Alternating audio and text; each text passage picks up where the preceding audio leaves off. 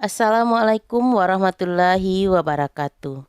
Hai anak-anak cerdas semuanya. Pada video kali ini kita akan membahas tentang nilai dan struktur cerita pendek. Pada video sebelumnya kita sudah mempelajari tentang ciri cerpen serta unsur intrinsik dan ekstrinsik sebuah cerita pendek. Nah, yang pertama kita akan membahas tentang nilai yang terkandung dalam sebuah cerita pendek. Dalam sebuah cerita, ada nilai-nilai yang dapat kita ambil dalam ceritanya. Yang pertama yaitu nilai moral, yaitu nilai yang berkaitan dengan akhlak, budi pekerti, susila, atau baik buruk tingkah laku. Yang kedua yaitu nilai sosial dan kemasyarakatan, yaitu nilai yang berkaitan dengan norma yang berada di dalam masyarakat.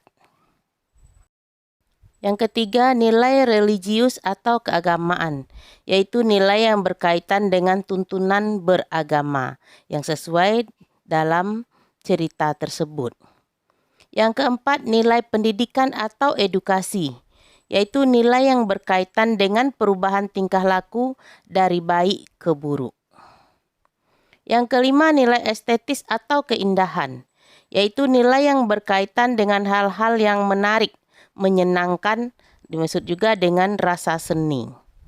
Yang keenam, nilai etika, yaitu nilai yang berkaitan dengan sopan santun dalam kehidupan. Yang ketujuh yaitu nilai politis, yaitu nilai yang berkaitan dengan pemerintahan. Selanjutnya, nilai budaya, yaitu nilai yang berkaitan dengan adat istiadat setempat. Terakhir, nilai kemanusiaan, yaitu nilai yang berhubungan dengan sifat-sifat manusia. Nilai ini ada yang bersifat ideologis, politis, ekonomi, sosiologis, budaya, edukatif, humoris, dan sebagainya. Nah, sekarang kita masuk ke dalam struktur teks cerpen. Dalam teks cerpen ada 5 struktur: orientasi, komplikasi, evaluasi, resolusi, dan koda. Kita akan membahas struktur teks cerpen satu persatu. Yang pertama, orientasi, yaitu cerpen yang berhubungan dengan waktu, suasana, dan tempat di dalam cerita pendek tersebut, yang menjawab pertanyaan kapan, di mana, serta bagaimana. Contohnya, rumah kami tetap sebuah misteri. Tikus berpikir secara tikus dan manusia berpikir secara manusia. Hanya manusia tikus yang mampu membuka misteri ini. Semua lubang di seluruh rumah kami tutup rapat, sepanjang yang kami temukan. Namun tikus itu tetap masuk rumah. Rumah kami dikelilingi kebun kosong yang luas, milik tetangga. Kami menduga tikus itu adalah tikus kebun. Tubuhnya cukup besar dan bulunya hitam legam. Cuplikan tersebut mengenalkan masalah yang dialami tokoh, yakni dengan menggambarkan banyaknya tikus di dalam rumah mereka. Struktur yang kedua, komplikasi, yaitu urutan kejadian yang dihubungkan secara sebab dan akibat. Karakter dan watak tokoh biasanya terlihat di struktur komplikasi ini, yang menggambarkan plot cerita. Masalah itu tentu saja tidak dikehendaki oleh sang tokoh. Bagian ini pula yang paling menegangkan dan memunculkan rasa penasaran pembaca tentang cara sang tokoh di dalam menyelesaikan masalahnya bisa terjawab. Contohnya, "Mah, cepat ambil, pukul besinya." Istri saya mengambil pukul besi di dapur dan berikan kepada saya. Ketika mau saya hantam kepalanya, istri saya melarang sambil berteriak, "Tunggu dulu, pukul besinya dibungkus koran dulu. Kepala tikus juga dibungkus koran, darahnya bisa nggak kemana-mana."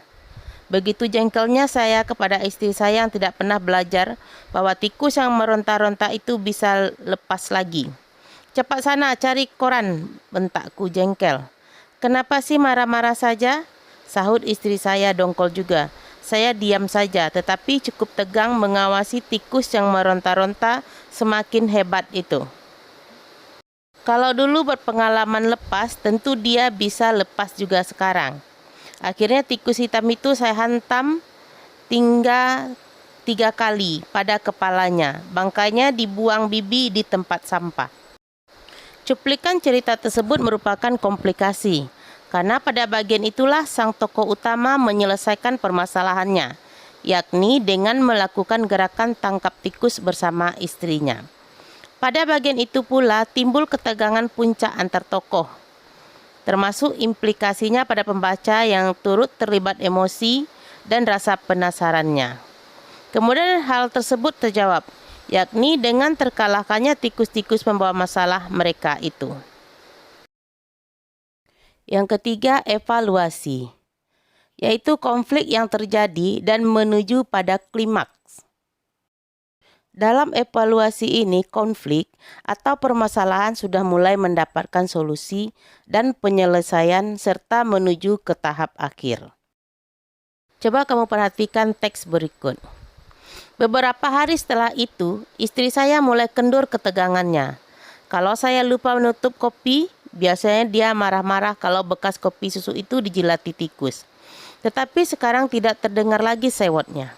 Begitulah kedamaian rumah kami mulai nampak. Sampai pada suatu pagi, istri saya mendengar sayup-sayup cicit-cicit bunyi bayi tikus.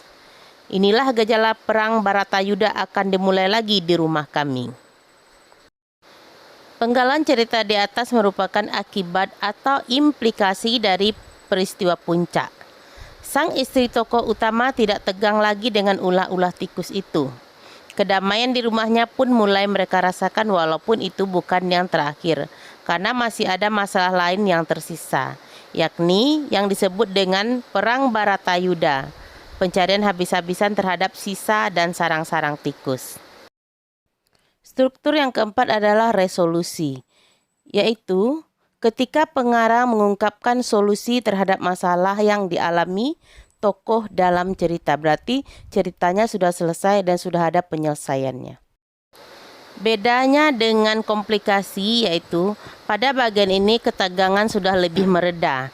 Dapat dikatakan pada bagian ini hanya terdapat masalah-masalah kecil yang tersisa yang perlu mendapat penyelesaian.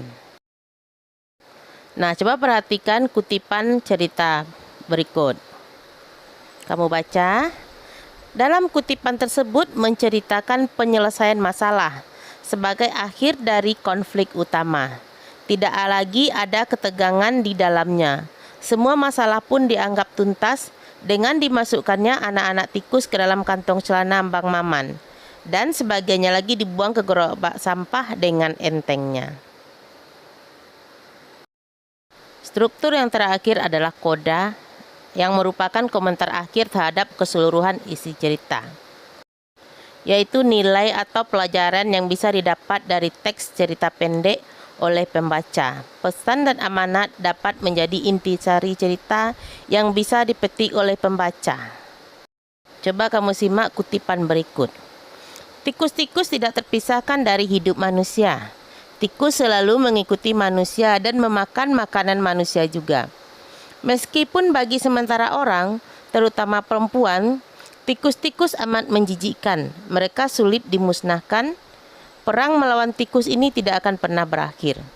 Saya masih menunggu pada suatu hari istri saya akan terdengar teriakannya lagi oleh penampakan tikus-tikus yang baru. Dalam cuplikan tersebut, penulisnya mengomentari bahwa perang manusia melawan tikus tidak akan pernah berakhir. Tikus akan tetap menguntit manusia selama makanannya itu masih tetap ada. Pada bagian cerita pendek itu merupakan bentuk struktur umum. Artinya, sangat mungkin keberadaan cerpen-cerpen lainnya tidak memiliki struktur seperti itu. Hal ini terkait dengan kreativitas dan kebebasan yang dimiliki oleh penulisnya. Terima kasih sudah menonton video ini. Jangan lupa subscribe ya. Mudah-mudahan kita bertemu di video selanjutnya. Terima kasih. Wassalamualaikum warahmatullahi wabarakatuh. Tetap semangat dan sehat selalu.